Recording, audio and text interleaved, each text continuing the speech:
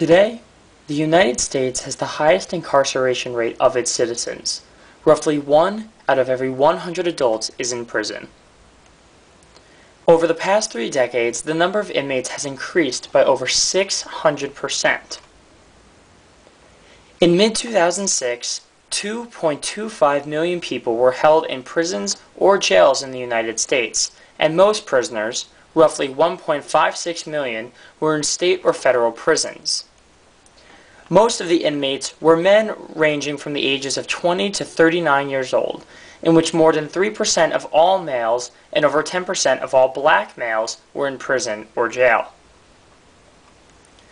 Now, most people assume that the majority of inmates are in jail due to violent crimes, such as murder or assault.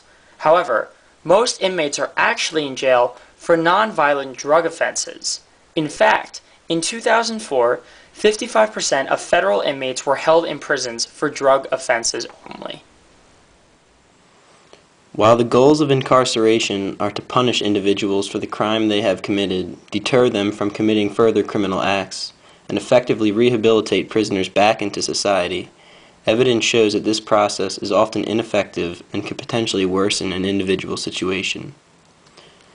Prisoners tend to undergo serious psychological harm due to the difficulty of adapting to prison life.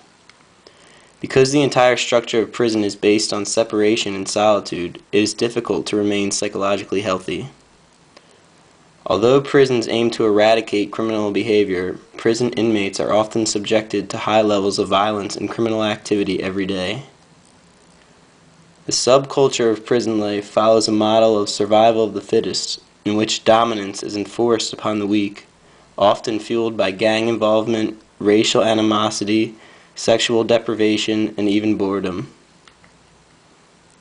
By the time a prisoner's sentence is over, inmates often leave prison more psychologically unstable and are more prone to commit further criminal acts due to the dehumanizing nature of prison structure and the sense of hopelessness that stems from prison life.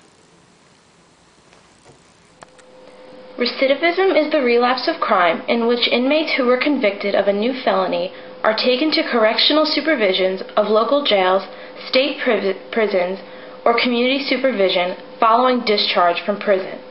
It continues to be a problem in our society because the number of individuals leaving prisons is more than 4 times greater today than it was 20 years ago.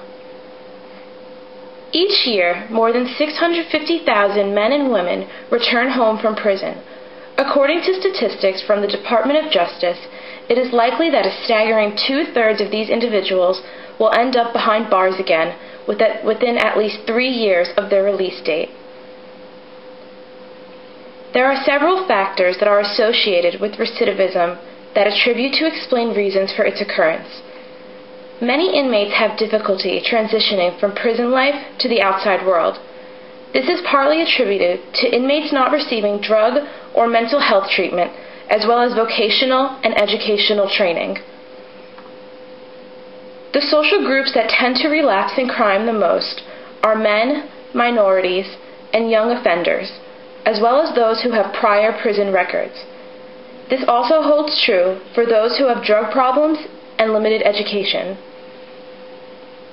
In 2004, President Bush announced the Prison Reentry Initiative, which was designed to help ex-prisoners find work in faith-based and community institutions to avoid a relapse in crime.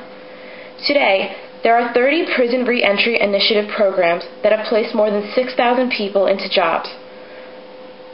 The 1-year post-release recidivism rate is currently less than half the national average recidivism rate. Hopefully, advancements will continue to be made in order to alleviate recidivism.